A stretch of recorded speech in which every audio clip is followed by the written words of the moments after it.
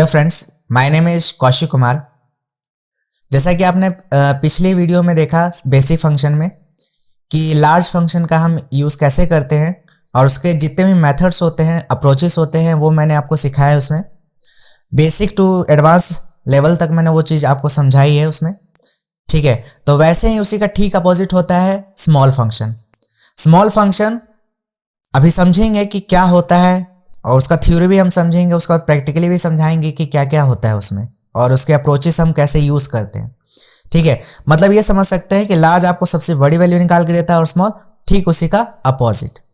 ठीक है, तो चलिए स्टार्ट करते हैं। बेसिक फंक्शन में एक और फंक्शन आज ऐड करते हैं जिसका नाम है स्मॉल फंक्शन। तो चलिए स्टार्ट करते हैं आज का टॉपिक।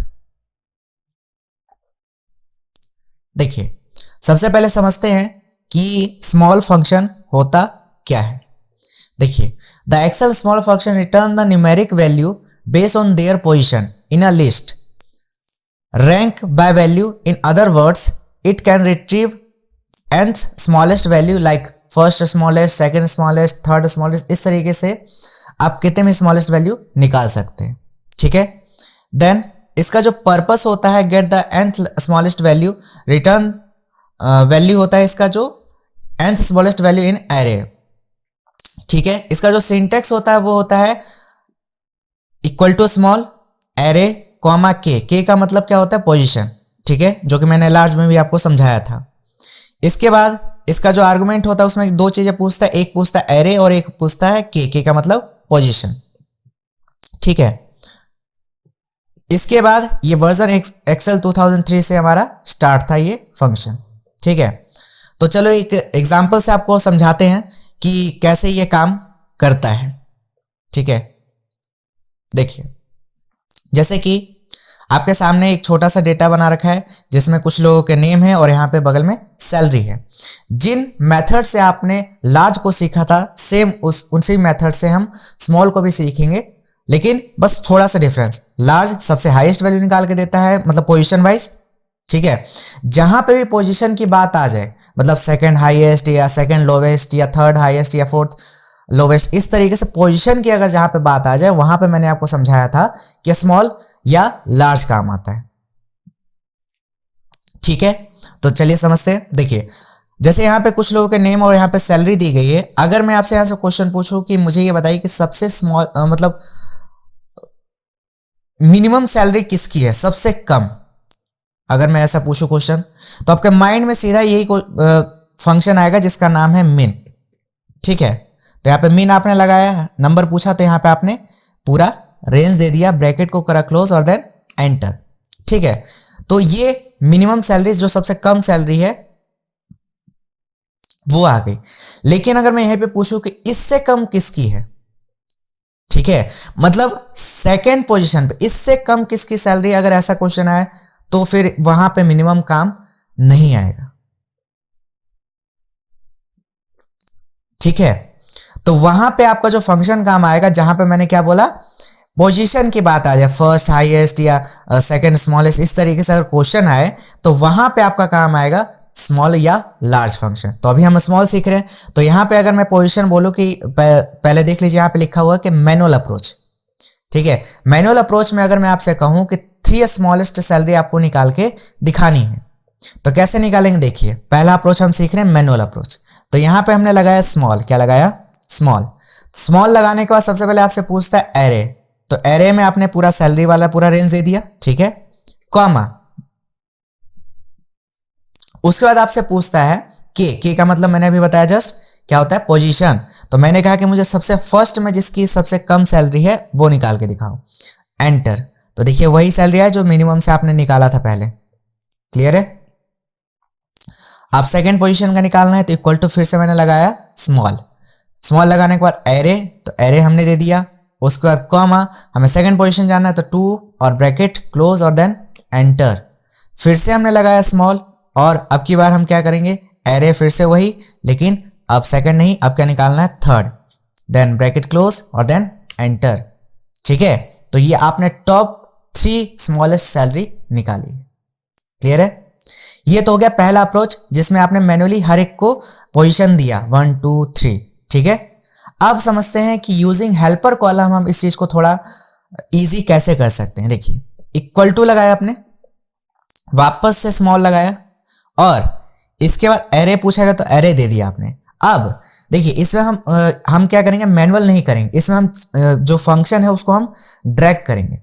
तो जब मैंने आपको सिखा रखा है, जब कोई चीज किसी भी सेल रेफरेंस से लिंक हो या जहां पे भी फॉर्मूले या फंक्शन को ड्रैग करने की बात है, वहां पे आपको चीजों को फिक्स करना पड़ता है। ठीक है, तो मैंने इस टेबल जो एरे को दिया था रेंज को, उसको मैंने क्या कर दिया, फिक्स, कॉमा कि जहां पे पोजीशन पूछ रहा है ना, मैं क्या कर रहा हूं कि जहां पे मैंने 1 2 3 लिखा हुआ वो सेल का रेफरेंस दे रहा हूं। ठीक है, बाकी मैंने सेल रेफरेंस का वीडियो बना रखा है, बेसिक फंक्शन के वीडियोस में भी मिल जाएगा, और प्लस वी लुकअप का जो प्लेलिस्ट है उसमें भी आपको सेल रेफरेंस का वीडियो मिल जाएगा। तो उसको देख के आप सेल रेफरेंस के कॉन्सेप्ट को अच्छे से क्लियर कर लें। ठीक है, उसके बाद ब्रैकेट क्लोज और देन एंटर। अब इसको ड्रैग कीजिए तो देखिए, सेम एग्जैक्ट वही आंसर है जो इसमें आपका मैनुअल में आया और जो यहाँ पे हेल्पर कॉलम में क्या, एग्जैक्ट सेम वही आंसर है। ठीक है, अब समझते हैं थर्ड अप्रोच, जिसमें स्मॉल फंक्शन विथ रॉ। ठीक है, अब यहां पे क्वेश्चन ये आता है कि अब आपको जो निकालना है सैलरी, ध्यान से समझिएगा, अब यहां पे जो सैलरी निकालना है वो आपको इस तरीके से ना निकाल के, देखिए अगर हम ऐसे निकालते तो ये कॉलम्स में चलता, ठीक है ना, और अगर इस तरीके से निकाल रहे तो ये रॉ में चलेगा। ठीक है ना, देखिए जब हम इधर के साइड से नीचे जाते हैं तो 11 12 13 इस तरीके से रॉ चेंज होता है, क्लियर है ना, और जब इस तरीके से चलते तो कॉलम चेंज होता है, सी के बाद डी में जाएगा, फिर ई में, फिर एफ में, इस तरीके से, क्लियर है। तो समझते हैं, देखिए कैसे, ये इससे भी ईजी हो जाएगा। पहला तो आपको मैनुअल था, थोड़ा टाइम लगा, लेकिन उससे इजी कौन सा पड़ा, ये हेल्पर कॉलम, और उससे भी इजी कौन सा पड़ेगा, ये वाला। देखिए कैसे, इक्वल टू, इसमें लगा दीजिए पहले स्मॉल। ठीक है, स्मॉल लगाने के बाद एरे पूछा गया, तो एरे आपने दे दिया पूरा सैलरी का, इसको कर दीजिए फिक्स, कॉमा जहां पे के का मतलब जहां पे पोजीशन पूछ रहा है वहीं पे लगा दीजिए रॉ का फंक्शन। क्या लगा दीजिए, रॉ। और ये रॉ का कॉन्सेप्ट मैं पढ़ा चुका हूं कि रॉ फंक्शन क्या करता है, तो जिन्होंने ये वीडियो नहीं देखी उसे देख ले, पहले बेसिक फंक्शन के प्लेलिस्ट में ही रॉ फंक्शन का वीडियो आपको मिल जाएगा। फिर पूछा गया रेफरेंस, तो रेफरेंस में मैंने कहा कि मुझे फर्स्ट अगर हाईएस्ट जाननी है तो मैंने लिख दिया ए के साथ 1, क्लियर है, ब्रैकेट को किया क्लोज और प्रेस किया एंटर, एक और ब्रैकेट क्लोज और देन एंटर। तो ये देखिए आंसर आया।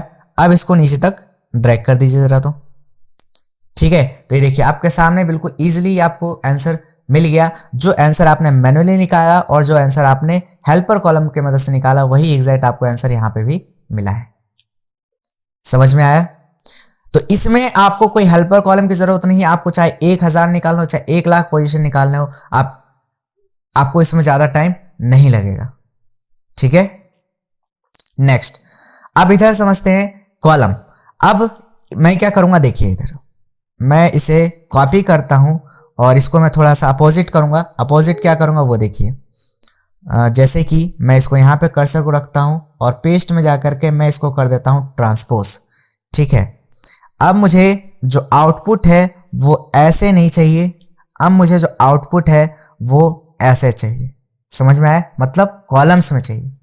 तो इक्वल टू मैंने लगाया वापस से स्मॉल, ठीक है, और सबसे पहले क्या पूछा गया, एरे। तो एरे में मैं दूंगा क्या, वो देखिए वापस से पूरा रेंज, ठीक है। उसके बाद इसको भी क्या करेंगे, फिक्स, देन कॉमा, फिर आपसे पूछता है के का मतलब पोजीशन, और पोजीशन में क्या हम यहां पे लगाएंगे कॉलम। ठीक है ना, मैंने क्या बोला, हमारा जो आउटपुट होता है उस पर डिपेंड करता है कि रॉ लगेगा या कॉलम लगेगा। ठीक है, रेफरेंस, जहां पर रेफरेंस पूछ रहा है तो मैंने कहा कि मुझे फर्स्ट पोजीशन जानना है, तो मैंने A1 लिखा। देखिए A के साथ 1000 लिख दिया, 500, उससे कोई मतलब नहीं है, इसे कॉलम से मतलब है। तो कॉलम क्या देखता है कि जो आपने A लिखा है तो A का मतलब 1, B का मतलब 2 और C का मतलब 3, तो इसको नंबर मिल गया, पोजीशन, देन एंटर। आप जरा इसको ड्रैग कीजिए तो सेम एग्जैक्ट वही आंसर है जो आपके यहां पे आए हैं। ठीक है, समझ में आ गया? और साथ ही साथ एक इंटरव्यू क्वेश्चन भी हम कर लेते हैं जो मेनली पूछा जाता है। देखिए क्वेश्चन क्या होता है कि जैसे कि आपने मैन्युअली आपने यहाँ पे 3 हाईएस्ट सैलरी निकाली या रो एंड कॉलम की मदद से आपने निकाला, क्लियर है। फिर आपने यहां पे इन सभी को सम किया, क्लियर है, इन सभी सैलरीज को सम किया। अब यहां पे अगर क्वेश्चन आ जाइए कि जो आपने पहले एक एक करके तीनों की सैलरी निकाली और फिर आपने यहां पे सम किया, अब अगर क्वेश्चन में ऐसा आ जाए कि तो टॉप 3 लोवेस्ट अगर सैलरी आपको निकालने के लिए बोल दिया जाए कि मुझे टॉप 3 लोवेस्ट सैलरी इसमें आप निकाल के मुझे दिखाइए, तो आप कैसे निकालेंगे, देखिए इक्वल टू, उसके बाद सबसे पहले लगाएंगे आप स्मॉल लगाने के बाद सबसे पहले सेम वही काम करना है आपको, पूरा रेंज। उसके बाद कॉमा, देखिए अब इसमें फिक्स क्यों नहीं किया कि मुझे ड्रैग नहीं करना, मुझे पर्टिकुलर एक सेल में ही आउटपुट चाहिए। उसके बाद मैंने एक फॉर्मूला वर्सेस फंक्शन का एक वीडियो बनाया था, उसमें मैंने सिखाया था कि कर्ली ब्रैकेट कब लगाया जाता है और क्यों लगाया जाता है। जिन्होंने ये कॉन्सेप्ट नहीं पढ़ा तो पहले उसे समझ लीजिए। कर्ली ब्रैकेट चालू किया, मुझे first comma second comma third ये 3 पोजीशन का सम चाहिए, क्लियर है। उसके बाद अभी जब आप एंटर प्रेस करेंगे तो ये सिर्फ एक का आंसर मिलेगा, लेकिन अब यहां पे एक चीज और करना पड़ेगा आपको कि स्मॉल के आगे आपको बस यहां पे लगा देना है सम, ठीक है, और लास्ट में ब्रैकेट क्लोज। अब जरा एंटर प्रेस कीजिए तो कितना आया, 25,378। अब जरा इसका आंसर देखिए तो यही है ना, 25,378, सेम एग्जैक्ट वही आंसर है, देखिए तो क्लियर है ना, जो ये आंसर है सेम एग्जैक्ट वही आंसर आया, ठीक है।